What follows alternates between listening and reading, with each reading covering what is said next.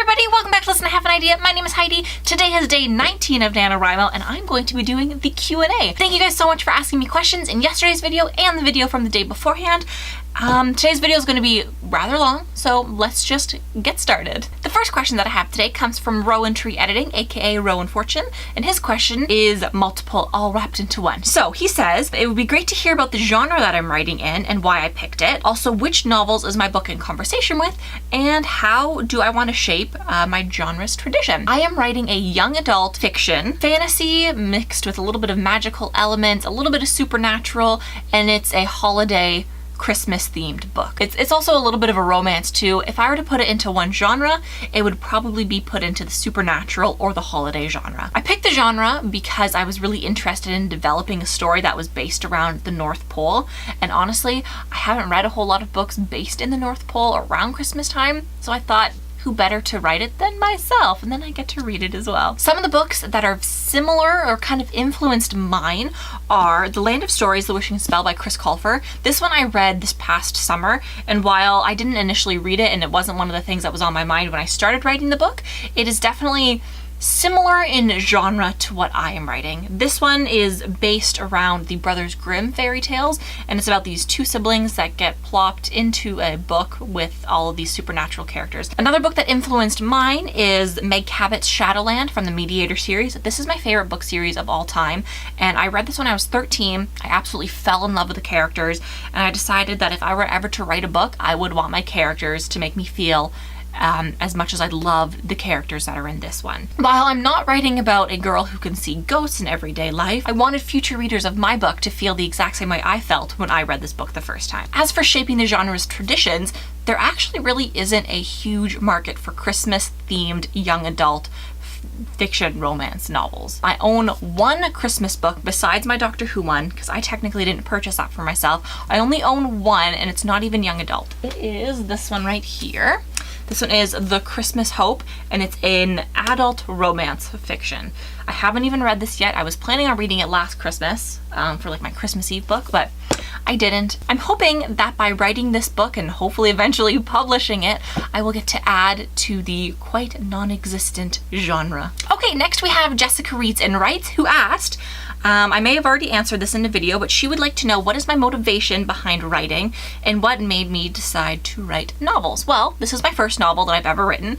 I did write a 20-page magnum opus back in high school for a writing course that I took. My motivation for writing is because I really wanted to read the book that I made up in my head. The only way I was able to live in that world is to be able to create it, and so that is what I have done. As for deciding to write novels, well, I decided to challenge myself. I found out about NaNoWriMo back last year on Halloween and thought, I could do this for a month, see where I get, hopefully meet the 50,000 words, and I had so much fun last year, I decided to do it again this year. That is how I decided to do it, and eventually I am hoping to finish up this novel and to write a couple more. The next question is not technically a question, it is a comment from I Am Not a Worm, and they said they have an ongoing series on Snapchat where they catalog all the weird things they end up Googling from their stories. First off, what is your Snapchat? I would love to check out your stories. I think they would be hilarious. And also, I kind of did the same thing back when I was in university. When I was writing my essays and I really needed to focus, I would have a list right beside me and write down all of the crazy things my brain would think up that I wanted to Google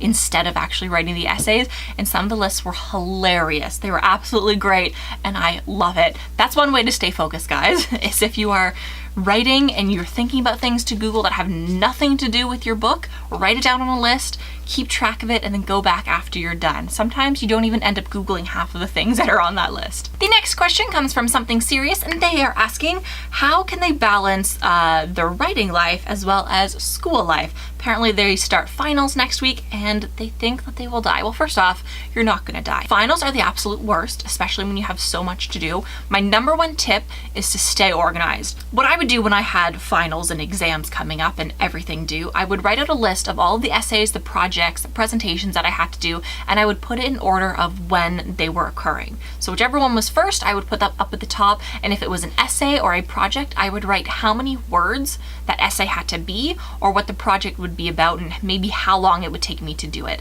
Then I would have a calendar, much like this one right here.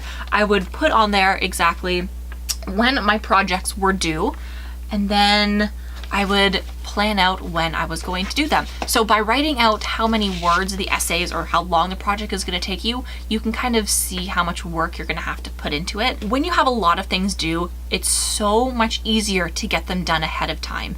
Back in my last year of university, during like this time of year when all the essays are due and exams are coming up, I was actually planning on going away for Christmas, so I wanted to get everything done rather early. So mid-November, approximately it would be like this weekend in November, I ended up writing 2 essays, one each day, and that got me so ahead of the game. I know finals are very difficult and this is kind of not helping because you are also trying to put in the writing in there, but you just have to know that if you can schedule in some time or find a routine that works best for you, you are going to be so happy in the end. Good luck with your finals. I hope everything goes well, and if you can find that balance, all the best. Next question comes from Ilana D, and they say, how do I put the random scenes I have into order so they flow like a story should? All you have to do is think about your story as a timeline. So you have the beginning and you have the end, and then you also have the rising action, the climax, and then the falling action.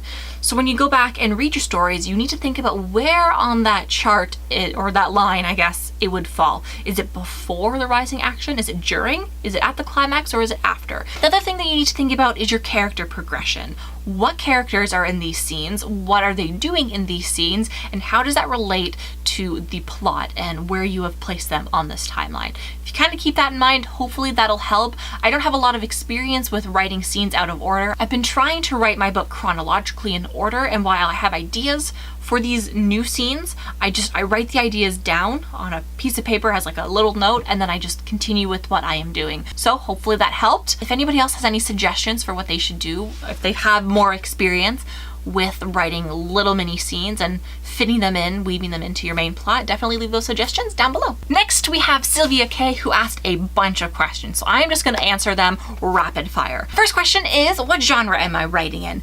I am writing a young adult holiday themed supernatural fiction book. What is my work in progress about? It is about an elf and his friends who discover a corporate kind of sabotage plot happening in the North Pole, and they have to work together to find out who is behind it, how they're going to save the day and protect all the people who live in the North Pole, and how they're going to avoid the world from finding out about this plot. The next question is, what genres do I like to read? I love young adult fiction. As you can see, most of these books in my background are young adult fiction. I have 2 more bookshelves full of young adult fiction.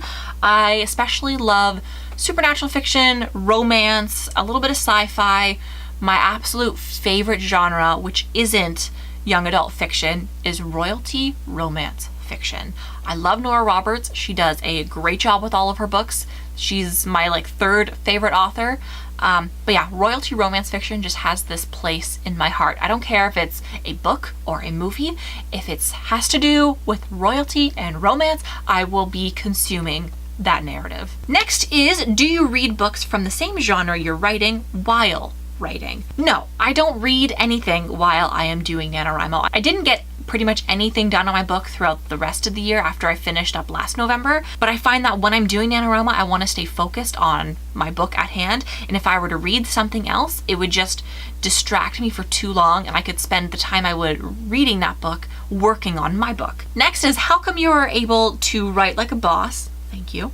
And stay on top of your YouTube stuff at the same time. It all comes down to planning and schedule. I start my days by getting ready to film, I shower, do all of that, think of my ideas for the video, film, edit, upload, do the thumbnail, the description, and all of that. Sometimes it takes me to quite far into the day, sometimes it doesn't.